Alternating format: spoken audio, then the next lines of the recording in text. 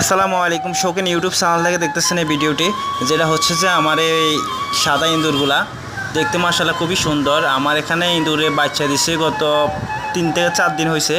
আর পরে এখনও আবার কিছু ইঁদুর আছে এখানে 2 লগের। সেটা হচ্ছে যে সাদা যেগুলো দেখা যাচ্ছে ওগুলো হচ্ছে বড়, এমনকি মাশাআল্লাহ ওগুলা মোটামুটি অনেকটা মোটা তাজাই হয়েছিল, এই জন্যে অনেকটা বড় হয়ে গেছে অল্প কয়েকদিনের ভিতরে।